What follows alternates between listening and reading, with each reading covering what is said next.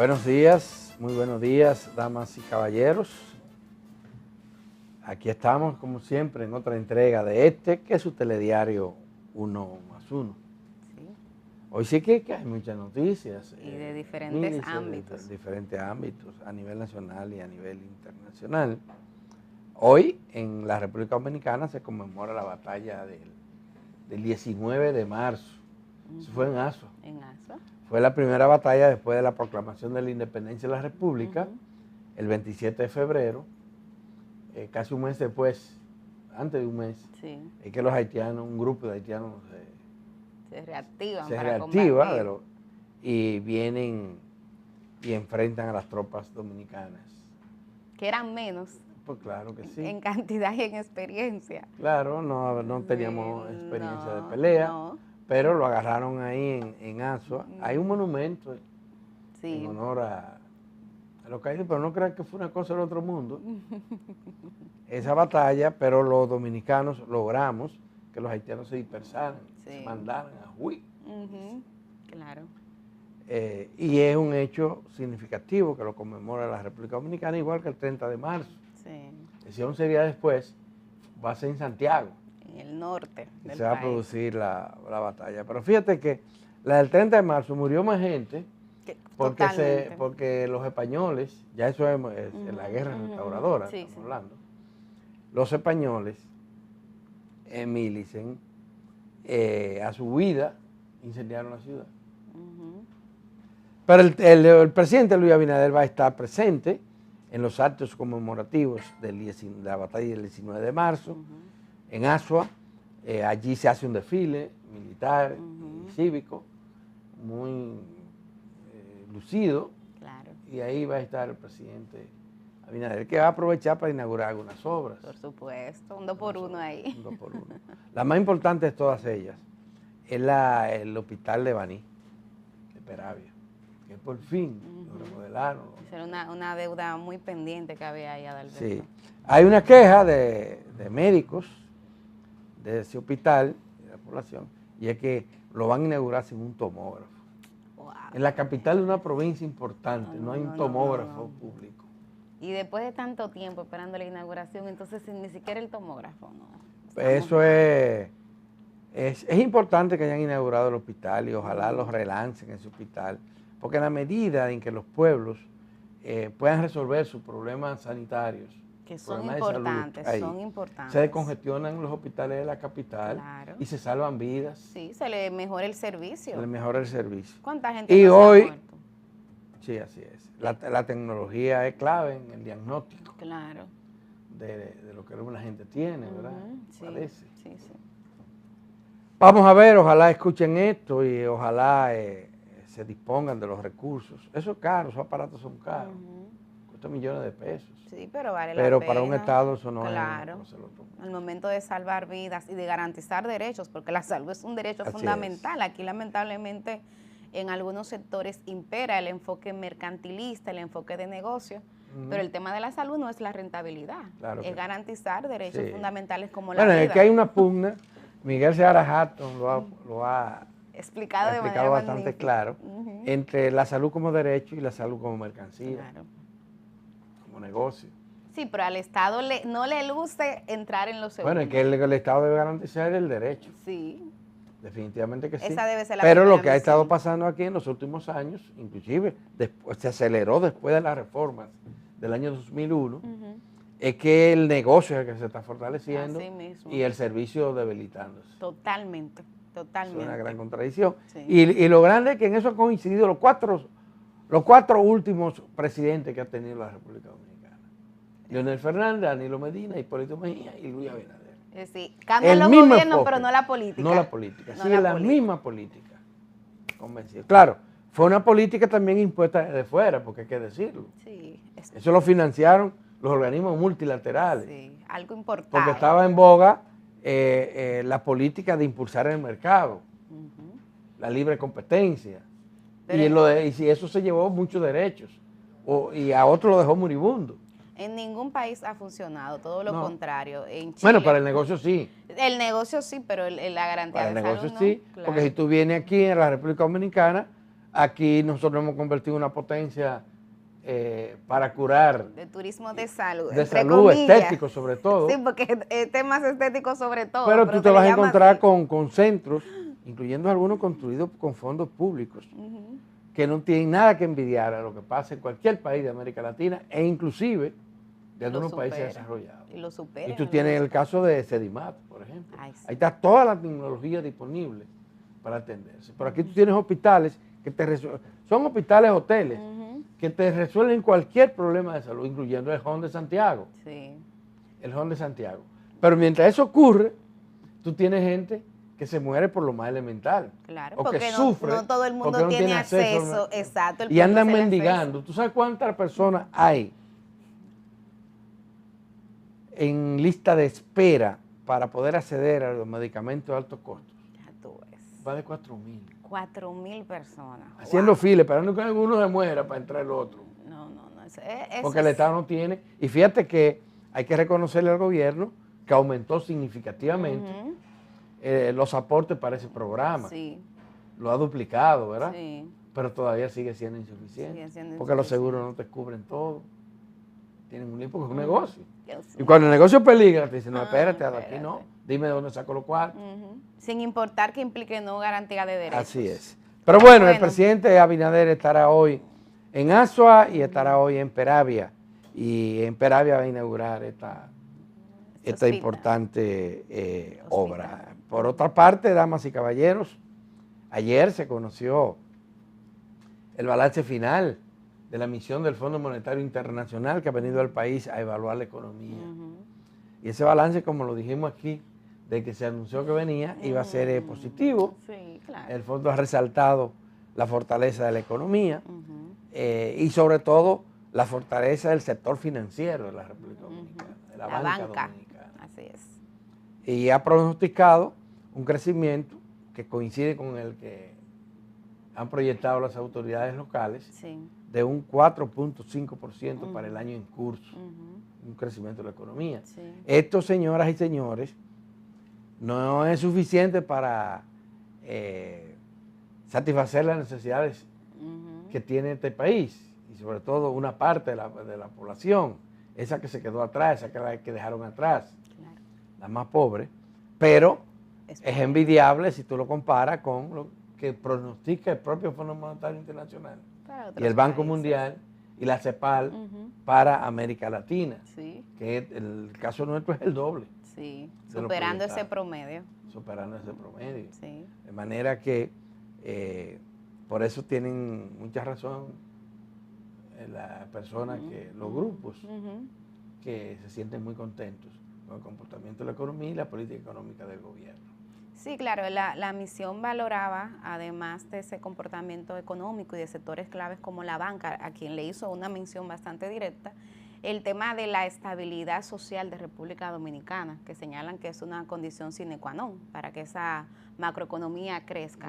Sin embargo, Adalberto Grullón, yo soy de las que creo que hay que prestarle atención a esa estabilidad social, porque cuando tú analizas por qué en otros países se ha roto esa estabilidad social y política, es justamente por la no garantía de derechos. La gente se cansa, la gente se harta, la gente pierde la esperanza en las instituciones cuando las instituciones no le garantizan derechos.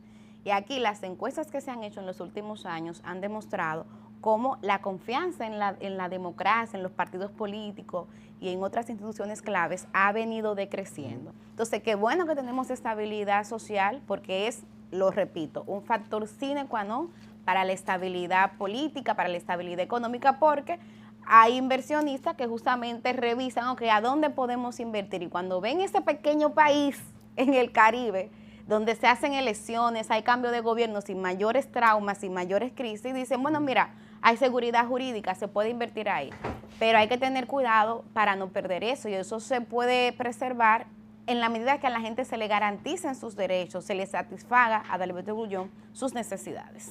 Definitivamente que sí. Ahora, aquí cabe decir lo que hemos repetido en innumerables ocasiones y que el ciudadano común no entiende. Cuando se habla de crisis económica, no se está hablando de si la gente está pobre o no pobre, si el costo de la vida está caro o no.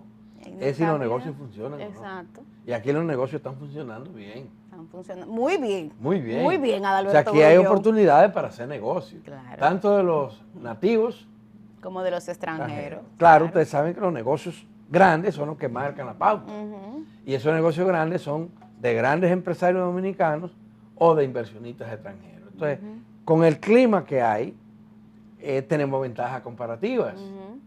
Claro. Tenemos, nosotros, bueno, tú lo mencionabas, se habla de esa estabilidad macroeconómica de las finanzas, claro, de los bancos. La banca, volvemos a decirlo, creció por encima del 10% el año pasado. Eso es mucho, y señores. Los principales bancos crecieron por encima del 12%. Milicen, eso es fabuloso, eso es 3 veces más que lo que creció la economía. ¿Me entiendes? Y superando, pero mira, por mucho, a lo que ha pasado en otras naciones de América Latina y del mundo. Grandes. Mire, Alemania está en recesión. Inglaterra tiene problemas. Claro, España los tiene. Pero fíjense en la región. Miren lo que ha pasado en Venezuela, ya eso es más viejo. Pero Argentina, señores, Chile, Colombia. O sea, las grandes economías de la región tienen dificultades, para no hablar de la comparación con otros países del Caribe o de Centroamérica, que son más pequeños que nosotros en materia económica. Entonces, ahí es que la República Dominicana se la luz.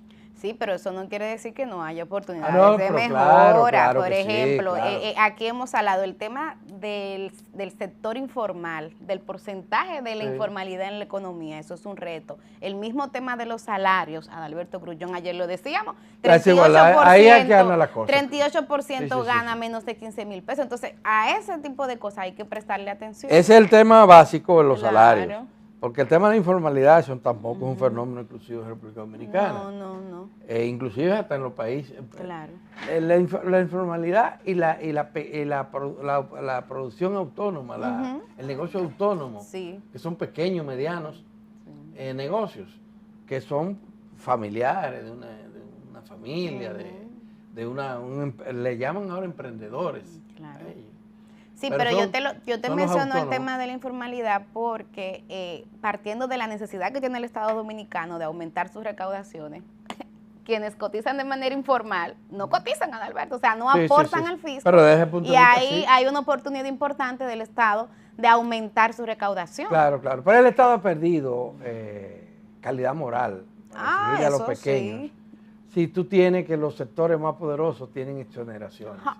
Y porque muchas. no le llaman subsidios, aquí le llaman exenciones fiscales. Y ahí usted lo van a tener en los que están haciendo negocio con la electricidad. ¿Verdad? Sí. Los que están haciendo un negocio con la minería. Lo tienen ustedes con los que han hecho fabulosos negocios con el turismo. Entonces, ¿qué calidad moral? Si tú no es necesariamente que le cobre, es que no lo libere de la responsabilidad que tienen los demás sectores de la sociedad. ¿Cómo sectores menos pudientes. ¿Cómo tú le vas a pedir a un motoconchista que pague impuestos si tú no se lo pides a un hotelero? Y a un hotelero próspero, ¿verdad? Que no necesita la ayuda del Estado. Ahí hay problemas. Problemas serios de inequidad. De inequidad. Y entonces eso es lo que está pasando. Igual ocurre con los impuestos más definidos, como el ITEVI, por ejemplo. ¿Cuánta gente no lo evade, Adalberto? Ajá, pero son los chiquitos. ¿Cómo tú lo evades? Tú vas al supermercado y compras, a la tienda y compras. A un restaurante, consumo. O tienes que salir del país y comprar un pasaje.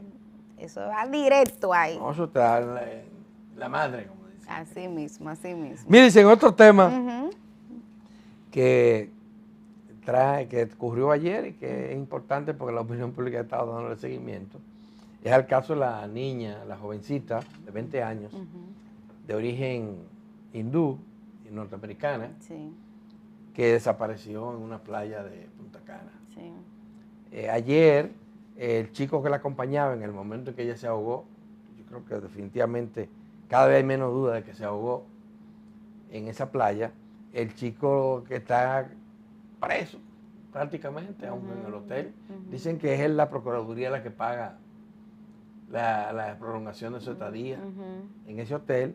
Y el muchacho decía ayer que él, bueno, no se puede mover, porque quiere que se mueva un grupo de policía detrás de él. Dice que va al comedor y van 4. Oye, porque además qué poco profesional nuestra seguridad. Se deja ver. Dios mío. Nada Para discreto. un muchacho que se sabe que este no es uno de los de la banda de Haití, que trae un arsenal para pelear aquí. Es un muchacho, un estudiante, que se juntó con otro estudiante para divertirse en un hotel. Y parte de la diversión fue irse en la madrugadita, en la mañanita, Madrugada a la playa. Quizá a gozar en la playa. Eso es un muchacho. Y entonces tú tienes que andar con un viaje policial de gente que obviamente se ve que son agentes de seguridad, ¿verdad? Sí. Protegiéndolo de qué, haciendo qué. Eso es una barbaridad, por suerte. Y esa es la noticia, que un juez de Higüey le dijo que no, que ese muchacho tiene derecho a la libertad. Sí. En un habeas corpus preventivo, le llaman eso. Tiene derecho a la libertad. Ahora se está alegando que el pasaporte no sabe quién lo tiene, porque el Ministerio de Policía dice que no lo tiene. Parece que es Interior y Policía, entonces. Que lo tendrá. Que lo tendrá. Y sin el pasaporte no puede salir de aquí. Ya tú sabes. Cada vez hay menos dudas, ni siquiera la familia de la víctima acusa a nadie. No, Y quiere que eso se acabe ya. Sí, de hecho ha solicitado que sea declarada legalmente muerta. Le hicieron por escrito. Exactamente, quieren cerrar ese capítulo y retomar su vida. Así es, de manera que, señoras y señores, acostumbrémonos de que este fue un caso. Este es un caso.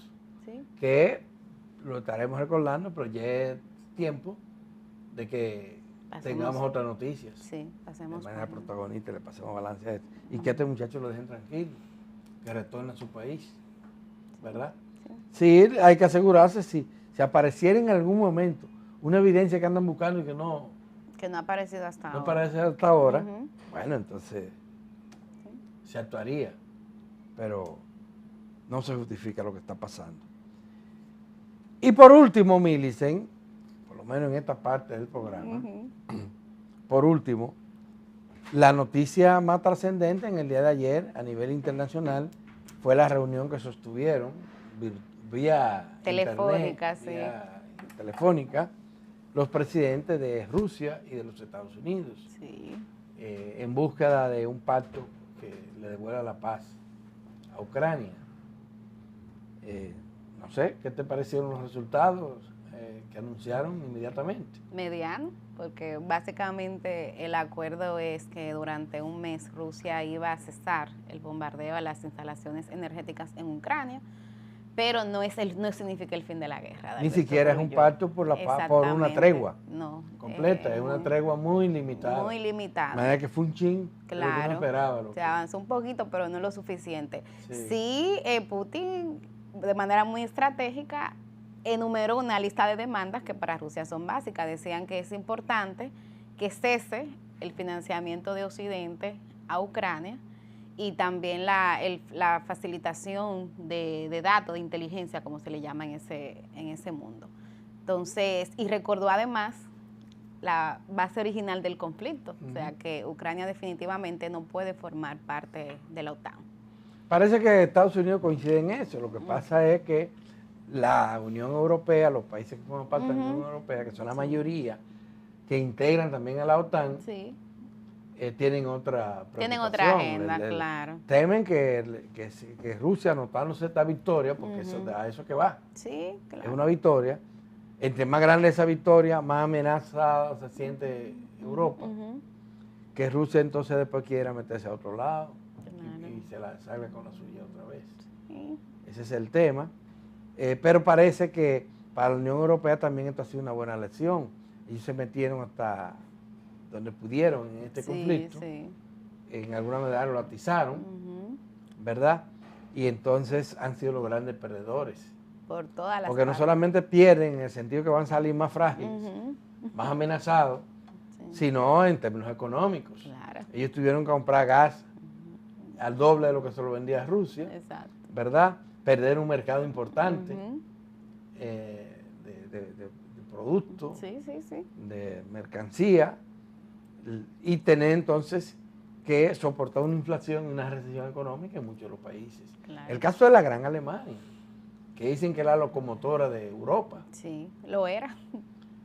Alemania ha visto su economía Desmoronarse. sí, reducirse. Sí, pero de manera demasiado significativa.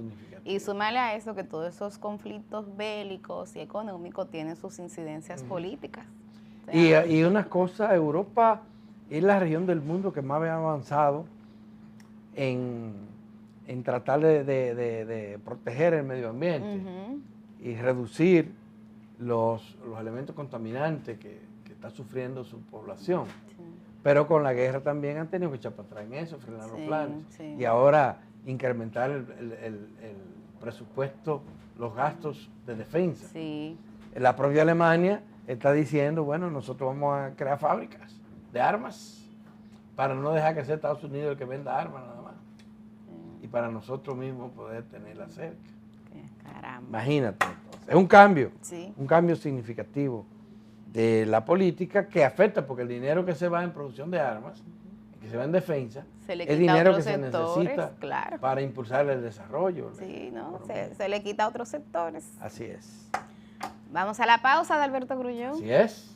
Hoy tenemos 2 entrevistas. Ajá, arranque. La primera de ellas va a ser con Ángela Jaques, quien es viceministra de Interior y Policía. Está haciendo un trabajo muy interesante en materia de seguridad y en breve le vamos a contar de qué se trata. Luego viene otra mujer al bate, Altagracita Paulino, que es la dueña de los miércoles aquí. Así que una pausa y volvemos con estas 2 entrevistas.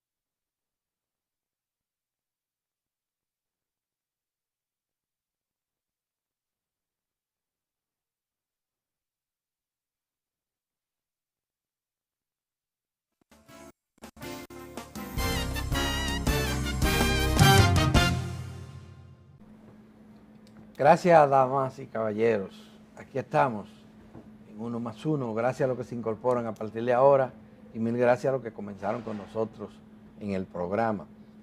Nuestra invitada de hoy es Ángela Jaque. Ella es ingeniera, fue diputada de la República, ahora es viceministra de Interior y Policía y tiene a su cargo la coordinación de una serie de un tipo de espacios de concertación por la seguridad y tal vez yo diría por el desarrollo de nuestros municipios a nivel local, a nivel del territorio, que lo ha impulsado Interior y Policía desde antes que llegara Faride, pero Faride le ha dado continuidad a estos espacios.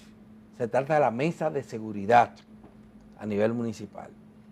Bienvenida, distinguida. Es un honor estar aquí con ustedes. Tal vez sería bueno que usted nos contara un poco qué son las mesas de seguridad y qué se ha logrado en ese sentido. Muy bien, las mesas de seguridad fueron creadas por el decreto 121-13, que es con el propósito de crear la mesa de seguridad, ciudadanía y género en cada municipio del país. Entonces este es un espacio donde, vamos a decir, todos los poderes del Estado y la sociedad civil se juntan con el propósito de identificar todas las problemáticas, todas las demandas territoriales que impactan directa o indirectamente a la seguridad ciudadana. Por lo tanto, es un espacio único en el país, que no solamente resuelven problemas directamente con seguridad ciudadana, sino que resuelven otros problemas vitales que tienen a veces las comunidades. Le pongo ejemplo. Cuando tú puedes sentar en una mesa el gobierno local, las instituciones del gobierno central, hasta los diputados y senadores, que son espacios para ello, la fiscalía del lugar y la sociedad civil organizada, lo que esté organizado en ese municipio. Eso te permite a ti pues darte cuenta cuáles son las causas por la cual ese municipio está, por ejemplo, desestabilizado y que está impactando negativamente en términos de la seguridad ciudadana. Pero no solamente eso, sino que el liderazgo local pues le permite desarrollarse también. Y con el decreto 645-21, que crea el Sistema Nacional de Seguridad Ciudadana bajo la rectoría del Ministerio de Interior y Policía, entonces todavía le da más fuerza porque permite esa coordinación, vinculación y articulación que es fundamental para poder hacer una buena política pública en los territorios. Hay una conexión de esta mesa de seguridad ciudadana con la mesa de seguridad nacional, que la preside nada más y nada menos, la está presidiendo el presidente de la República. Correcto. En los lunes, el presidente de la República, en lo que le llaman la fuerza de tarea, se logra esa coordinación y articulación entre actores claves como es la Policía Nacional, las Fiscalías, la Procuraduría General de la República, también la DNCD y otros actores clave que tienen que ver ya más bien con la persecución del crimen y el delito. ¿Y cómo se da esa conexión entre la Mesa Nacional y las mesas locales? Entonces, ahí vienen a rendir informe toda la semana de esa operatividad que hay que hacer en los territorios. Entonces, ahí se crea esa articulación fundamental para, sobre todo, el seguimiento y la evaluación. Porque a veces tú haces un plan muy bello en un escritorio, pero si no lo evalúas, si no lo ajustas, si no va viendo qué cosas te dan resultado, cuáles no te dan resultado, porque a veces tú sales con un sombrero de la capital y crees que ese sombrero le va a servir a todo el mundo y no es así. Sí. Cada municipio tiene su propia característica, tiene sus debilidades, tiene su fortaleza. Y entonces con ese propósito, pues tú vas ajustando y haciendo, a veces hay delitos que son propios de un territorio. O sea, no es lo mismo un municipio con costa que un municipio sin costa. Ah, exacto. No es lo mismo un municipio muy industrializado, un municipio prácticamente rural. Entonces son situaciones distintas. Totalmente diferentes. No es lo mismo un municipio que tenga balneario que un municipio que no tenga balneario. Entonces, cada municipio tiene sus propias características. Entonces, esa operatividad que se necesita hacer porque la mayoría de los problemas no lo puede resolver una institución sola. A veces un proceso tú puedes hacer la mitad, pero la otra mitad tiene que contar con otra institución. Pongo ejemplo, si tú encuentras niño en condición de calle, eso tú tienes que articularlo con CONANI. Pero hay municipios donde no existe CONANI, por ejemplo. Entonces tú tienes que buscar alguna otra institución que te ayude a resolver ese problema en el territorio. ¿Y quiénes participan en las mesas? Bueno, en las mesas participa el gobierno local, el alcalde, Eso quiere decir, o en su sustitución la vicealcaldesa o el presidente del consejo de regidores, una autoridad municipal, vamos a decir, pero en sí es el alcalde el que debe de estar ahí. El Ministerio de Interior y Policía, que lo coordina, tiene que estar ahí la Fiscalía, tiene que estar ahí también la Policía Nacional, la DNCD, CONANI si existe en el municipio, porque a veces hay municipios que no tienen, que hay que trabajar con, que tiene que trabajar con la persona responsable a nivel de la provincia. Está también, están ahí todas las instituciones, el Ministerio de la Mujer si existe en el territorio, también el Ministerio de la Mujer y todos los ministerios que tengan presencia. Y de la sociedad. Y entonces toda la sociedad civil organizada, donde existe la Cámara de Comercio, donde existen asociaciones de empresarios o de agricultores, dependiendo de las características de ese municipio. Fundaciones. Las juntas de vecinos, fundaciones que hacen trabajo muy interesante. Se le le da cabida a todos. Se le da cabida a todo el que pueda aportar algo. Okay. Yo lo no son tan cerradas porque aunque el decreto lo cierra un poco, pero la experiencia que nosotros ya hemos tenido en los territorios, sabemos que mientras más actores clave usted involucra, pues mejores resultados tiene. Porque la seguridad ciudadana es muy compleja.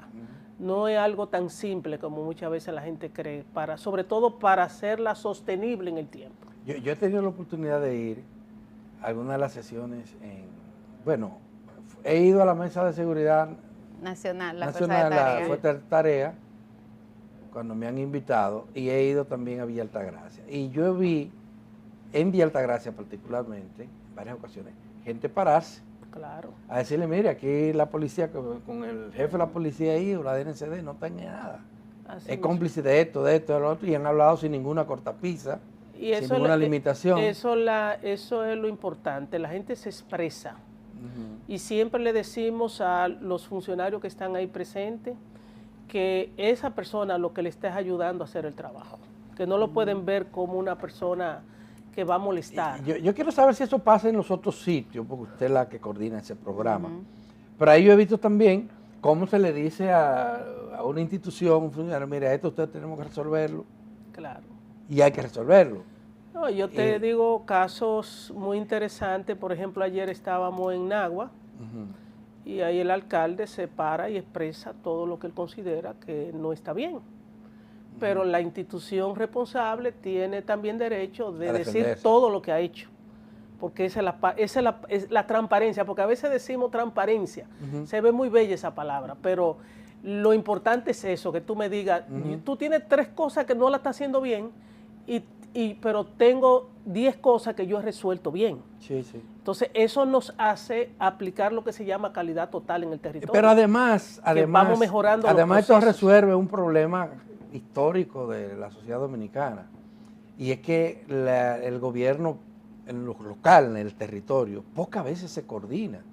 O sea, usted tiene 3 hospitales en un pueblo, o 3 centros de salud, y esos 3 centros no se coordinan entre sí. Muchas veces o no tiene se conocen. Banco Agrícola, IAD, Agricultura, y no se coordinan. Entonces este tipo de espacios permite esa coordinación. Uno evalúa rápido. Sí. Ahí debería estar el Ministerio de la Presidencia, en coordinación, porque ayudaría también a... Sí, hay muchos actores que se van dando cuenta de la importancia que es esta metodología de trabajo y lo eficiente y a bajo costo, como digo yo. Porque se evita una serie de estar duplicando procesos en los territorios. Claro. Eso es lo más importante. Claro. O sea, todo el mundo habla el mismo idioma, se comprende lo que se está haciendo, la gente no se desespera porque ve que el trabajo no es tan sencillo como muchas veces se cree. Y sobre todo, yo digo que se cumplen 3 principios fundamentales que necesita el funcionario público en los territorios, que es aprender a coordinarse, a vincularse y articularse. Pero el da otro mucho tema, trabajo muchas veces. Ingeniera, que... Y se puede ir viviendo su café Santo Domingo. Sí, sí. El otro Voy a tomar tema, agua primero. El otro tema que se plantea es el tema de la gestión a las soluciones. Esto se convierte en foro de reclamo también. Sí. La gente plantea todas sus necesidades y las soluciones a muchos de los problemas de los municipios no están en el municipio, dependen en gran medida del gobierno central. Eso es lo interesante, que hay de todas esas demandas territoriales, vamos a suponer un 20% se puede resolver a nivel local, sí. Otro 20 o 25% se resuelve a nivel provincial o regional, y otro 25 o 30% se resuelve a nivel nacional. Entonces ahí que se da esa articulación con todos los funcionarios según sus competencias para que los problemas se resuelvan. Y te puedo decir a ti que demandas en territorio de 20 años se han resuelto. ¿Se han resuelto? Claro. ¿Se le da seguimiento entonces a esos reclamos? Que eso es, es que todas esas demandas se registran, se le asignan a la institución responsable, pero se le ayuda. Sí. Porque muchas veces un ministerio no tiene en ese municipio representante. Y no la sabe, capacidad suficiente para... No, que no lo tiene, o sea, tiene a veces representante a nivel provincial. La mayoría de los ministerios aquí no tienen representante a nivel municipal, lo tienen a nivel provincial. Sí. Y hay provincias que tienen 2 municipios, pero hay provincias que tienen 11 y 10 municipios. Sí, háblame de Asua. Sí, entonces no es tan sencillo el trabajo, entonces... Sí. Cuando tú le identificas en el territorio, por ejemplo, hay problemas de iluminación, porque nosotros somos muy cuidadosos con eso, de que un barrio que no esté iluminado, ahí empiezan muchos problemas, que se le facilita a la delincuencia, puede hacer su trabajo, pero también se le dificulta al policía poder patrullar con eficiencia, porque si tú entras a patrullar, ¿qué es lo que tú ves? Si está oscuro, por ejemplo. En las sesiones donde yo he ido, había Altagracia, y es un privilegio haber participado. Veía, por ejemplo, la fiscalía, le entraban a la fiscalía porque tenía mucha deficiencia, y entonces yo alegaban, espérate. Claro. Se nos están pegando cosas que no son nuestras. Así es. Por ejemplo, aquí faltan jueces. Así aquí es. No hay jueces los fines de semana. O nos falta un vehículo. Así no tenemos ni siquiera una camioneta. Wow. Yo pongo el ejemplo en La Vega, cuando empezamos, la encargada del Ministerio de la Mujer me dice, yo no puedo traer un informe porque le exigimos informe, porque todo lo que no se registra no existe. Entonces ella decía, yo no puedo traer un informe porque yo no tengo computadora. Entonces yo le dije, tráigame la manual. No tiene que escribirlo. No tiene una computadora, representante del Ministerio tráigame, de la Mujer. Esa, pero entonces...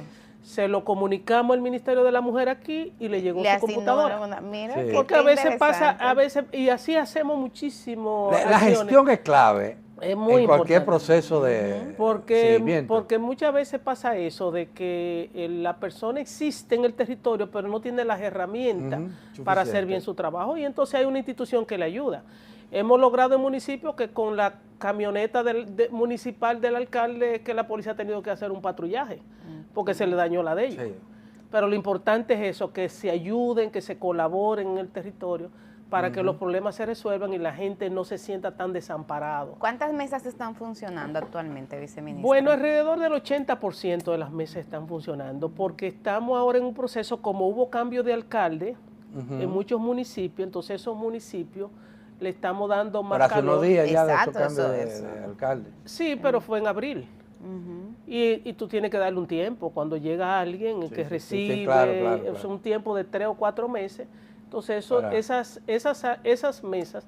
¿Pero has respondido los alcaldes de la mayoría? Sí, mira, yo te puedo decir a ti que yo tengo experiencia maravillosa con alcaldes de todos los partidos. Muy buena, muy buena. Yo te pongo ejemplo, cuando Dio Astacio, cuando estuvo el alcalde Manuel Jiménez. Manuel nos ayudó muchísimo, fortaleciendo la Junta de Vecinos. Él cree mucho en organizándola y bien. Hizo un trabajo con nosotros bellísimo. Cuando entró Dio Astacio lo ha continuado y ha hecho un trabajo también muy bueno. Si me voy a otras alcaldías, como fue en Santiago, que estuvimos primero cuando Abel Martínez y después ahora con Ulises y hemos seguido trabajando normal. Y cuando son de la oposición los alcaldes. Y cuando son de la oposición te pongo dos ejemplos, de dos alcaldes brillantes, que son el de Jimabajo en La Vega, que es de la Fuerza del Pueblo, y el de Jarabacoa. Trabajamos de forma maravillosa. Porque es que no es un asunto para ofendernos, ni para molestarnos, es para lograr objetivos comunes. Y si tú vas respetando a cada institución y permitiéndole sus espacios y donde ellos pueden colaborar, porque sin el gobierno local se hace muy difícil. Porque hay mucha demanda que tiene que ver con el gobierno local, como es el problema de los espacios públicos, como es el problema de la seguridad que hay que tener en los parques, en los cementerios, la contaminación sónica, los delitos, todos los delitos medioambientales. Tú tienes que contar con el gobierno local para tú poderlos resolver en ese territorio. Ya. A 4 años, porque fue en el 21, ¿verdad? Que se inició, se produjo el decreto que crea estos espacios. A 4 años, ¿cuál es el balance que en materia de seguridad, por ejemplo? Bueno, te puedo decir que donde hemos logrado hacer una buena articulación, la tasa como la del homicidio han ido bajando entre 14 a llegar a 7 y a 6. Wow. En pocos años. Y te lo puedo decir, y además lo importante es eso, que tú vayas, no que yo bajé este año, sino que tú ves que el progreso que va bajando todos los años. O sea, una tendencia que se mantiene. La tendencia a la baja, esa es la parte importante. Y además lo más importante es que la gente entiende y valora la importancia que es la seguridad ciudadana. Te pongo ejemplo San Francisco de Macorís. San Francisco de Macorís, cuando entramos allá, la tasa de homicidio estaba alrededor de 18. Y ahora anda siempre alrededor de 9.8, 10. Es un municipio grande. Y además es muy interesante porque la producción de alimentos en esa provincia es muy importante. Y la riqueza, el arroz, el cacao. Y un pueblo muy interesante, muy interesante. Es interesantísimo, ¿verdad? San Francisco de Macorís. Igualmente, Bonao es otra provincia muy importante. Y con muchos conflictos, ambos casos. Pero son personas muy interesantes porque ellos defienden su territorio. Claro, claro. Y siempre hay abogados de los más débiles en los pueblos, en estos pueblos. Y son experiencias muy, muy bonitas. Por ejemplo, San Pedro de Macorís tenía problemas muy difíciles. San Pedro de Macorís está muy bien.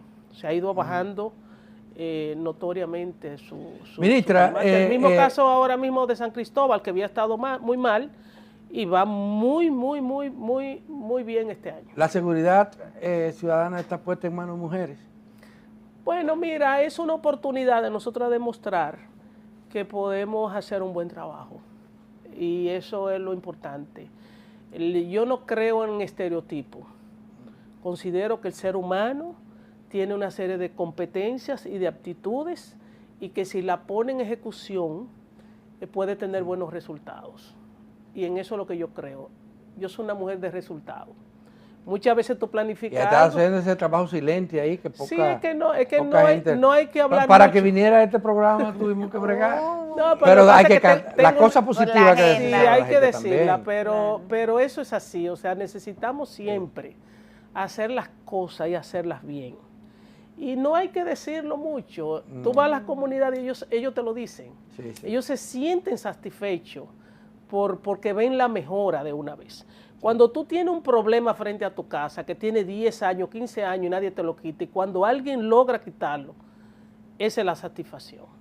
Y así que uno debe hacer el trabajo, porque muchas veces no es con bla, bla, bla, sino con resultados. Bueno, y eso siempre es lo que procuramos cuando vamos a los territorios, lograr que los resultados la gente empiece a notar la diferencia y que colabore también. Porque siempre nos gusta dejar en los territorios esas potencialidades para que continúen.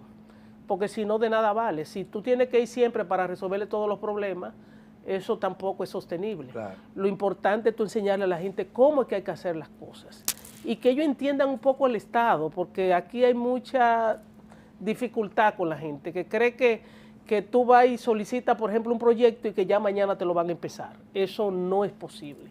Hay que enseñarle a la gente con todas las leyes que hay que cumplir, el rol que ellos juegan en la vigilancia y en ese control social.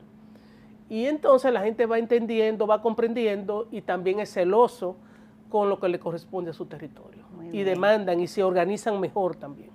Bueno, agradecerle a Muchísimas la viceministra gracias. Ángela Jaques por su trabajo y también por la comparecencia aquí en Uno Más Uno. Era una experiencia que tanto para Adalberto como para mí era importante que la audiencia de Uno Más Uno conociera. Así que gracias por aceptar la invitación. Y muchas gracias a ustedes. A ustedes una pausa muy breve y regresamos con otra gran mujer, Altagracia Paulino, dueña de los miércoles aquí en Uno Más Uno. Está de ventaja.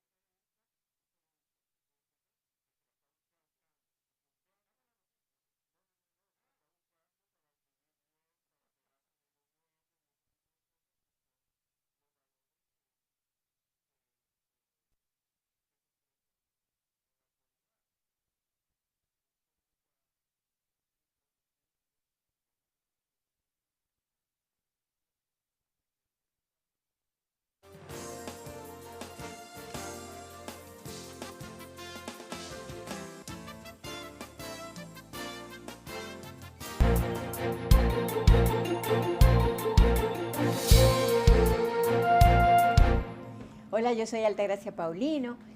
Los miércoles aquí me han dado este espacio. Yo soy experta en Derecho del Consumidor, abogada, maestra, bien, pero sobre todo amiga de todos y todas. Preocupada por los problemas que le atañen al consumidor. Precisamente se celebró el día 15 de marzo, el Día Mundial del Consumidor. Se hicieron un decálogo de todas las cosas que tiene el consumidor dominicano, aparte del alto costo de la vida, que eso siempre ha sido así, porque los ingresos de la gente no le alcanzan para caerle atrás al precio de la comida. Eso, hasta de cuando yo era niña, mi mamá decía, la comida es muy cara, y cuando se costaba el chile la cosa, o sea que ese es casi un mantra de nosotros, aunque hay realidades, por ejemplo, y mucha desigualdad en los precios. Por ejemplo, yo vi ayer en los supermercados plátano a 25, a 27, a 23, y a 3 pesos por allá, por una guaguita. O sea, no es el mismo plátano, porque tenemos plátano de Barahona, plátano del Cibao y plátano Filla. Yo no sé dónde salieron. Esos son los que están un poco más baratos. Entonces, dentro de las cosas que nosotros vimos, de las 10 cosas, hay una que tal vez ustedes no la perciben, pero mucha gente, sobre todo de clase media, sí. Y es la mala calidad en el servicio telefónico. O sea, normalmente yo pienso que deben hacer que el Indotel debe hacer una auditoría, porque las prestadoras, cada cierto tiempo, bueno, en mi casa hay que tener internet lo máximo, porque mi marido trabaja en la casa, yo también, hacemos reuniones por Zoom, o sea, es necesario, pero en la cocina nosotros pagamos, tú vas a la cocina y no puedes tener una conversación porque se te cae el wifi y todo ese tipo de cosas. Entonces, cuando estábamos hablando de eso, el sábado, el Día del Consumidor en el Parque Independencia, estaban las amas de casa y estamos tratando ese punto. Sería, pero ¿y los paqueticos? Ay, doña, me den unos paqueticos de internet que supuestamente duran 3 días. Y a las 6, usted lo compra en la mañana, a las 8, a las 6 de la tarde ya usted no tiene internet. O sea, ¿qué está pasando? La obsolescencia programada es cuando el fabricante programa a 2 años la durabilidad de un aparato. Entonces a los 2 años empieza a darte problemas. Por ejemplo, este tiene 2 años y ya la batería se descarga de una vez. Por eso la Apple fue demandada en Europa, fue demandada en Italia, por la caducidad, por el problema de la batería. Pero aquí nosotros no tenemos ese tipo de reglas. Sería interesante ver qué pasa en Europa con estas cosas, porque ¿por qué los europeos sí, nosotros no? Entonces, yo pienso, siempre las prestadoras te dicen, tenemos tal cosa, la fibra óptica, la fibra que sé yo cuánto, tu internet va a ser mejor, y a los 2 años entonces ya viene otra. Entonces yo pienso que debe haber como cierta regulación, que si son ellas mismas las que producen la caducidad de que la cosa esté mal, porque no es el aparato, es el servicio, es un poco difícil de detectar, pero puede pasar perfectamente hacer un levantamiento en los barrios cuando la gente compra los paqueticos de internet. O sea, ya hay, que era lo mismo que pasaba con las tarjetas de llamada, que te duraban, decían que sé yo cuántas horas y lo que te duraba era 10 minutos, qué sé yo. Sí. Entonces, ahora los paqueticos de internet... Mucha gente que compra esos paqueticos. Se acaba en un día. Son 3 días y se acaba en un día. Inclusive a veces hay gente que tiene el sitio donde no hay internet y compra el paquetico para poder hacer una proyección. A nosotros no pasó y no la pudimos hacer. ¿Y hay reclamos? ¿Se ha canalizado un reclamo? Sencillamente no la pudimos hacer. No, o sea, lo estamos diciendo públicamente para que la gente se motive, porque probablemente yo lo siento en mi casa. Y nosotros tenemos lo más alto del internet para que haya en toda parte, incluyendo en el cuarto de servicio, porque es un derecho adquirido de la trabajadora estar comunicada en su teléfono. Claro. Entonces, cuando se le va, doña, me fue el internet. Y hay gente, empleadas que van, inclusive no necesariamente dominicana, que dice, hay wifi aquí. O sea, es un derecho ya. Eso es un derecho, o sea, es un derecho de 4ª generación.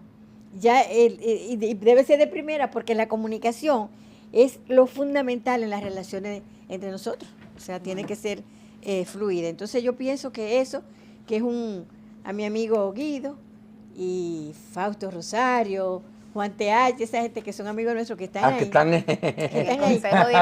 Que averigüen. Pues hay muchos periodistas ahí, Bueno, nada más hay dos. Dos, pero es una proporción altísima. Sí, pero del- Fausto es representante de los consejo. consumidores. Y déjeme decirle que tengo cosas bien que decir con él, porque él se ha acercado a nosotros, o sea, al UNPECO, han colaborado Pero es de nosotros, en varias ese hombre, actividades. sí. Y además es de los pocos que se ha preocupado por el tema de los consumidores. Porque había uno ahí del PLD, que cuando yo estaba en Proconsumidor fui y le llevé un legajo de contrato y estoy explicando ante todos los abogados ahí. Y el tipo se paró y se fue. Oh, Sí, se paró y se fue. No le importaba eso. No le importaba eso. Y éramos los consumidores que estábamos ahí, los consumidores desde el Estado, porque yo era directora de Proconsumidor. Y fui a llevarle paquetes de contrato de adhesión que nosotros encontramos con cláusulas abusivas. Y ellos lo archivaron ahí, no. Nosotros vino un técnico de fuera a señalarlo la cláusula de que no debían estar en un contrato con la Telefónica. Ajá. Y lo archivaron. Altagracia, ¿qué más? O sea, ¿qué hace falta para que los dominicanos y las dominicanas tengan una mayor conciencia y una mayor cultura de reclamo como consumidores? Sí, no, eso se ha perdido un poco. Ahora mismo hay muchos reclamos con el tema de las inmobiliarias. Y van a Proconsumidor, van a UNPECO. Ayer había un muchacho llamándome urgentemente que tiene una situación. Hay reclamos, por ejemplo, de los bancos, de cuando te clonan la tarjeta, entonces nosotros los remitimos a ProUsuario, a la Superintendencia de Bancos, que tienen un departamento para eso. Y que funciona muy bien. y hay ese constancia que departamento. funciona muy bien. Sí. Pero hay que, yo decía, debemos cambiar la cultura del engaño por la cultura del reclamo. Y entonces la Constitución, la Ley del Consumidor, la Ley de Competencia, que yo hablé la semana pasada aquí de eso, tienen la función de proteger a los ciudadanos en su relación con el mercado. Pero no, o sea, la gente se cansa porque cuando van no le hacen caso. Ese es un problema y las instituciones públicas están precisamente para servir al público. Para eso se le paga. Claro. Altagracia Paulino, mil gracias. Esperamos el próximo miércoles. Sí. Vendremos. A usted también, gracias por su sintonía, damas y caballeros. Nos vemos mañana. Mañana jueves estaremos aquí con otra entrega de su programa Uno más Uno.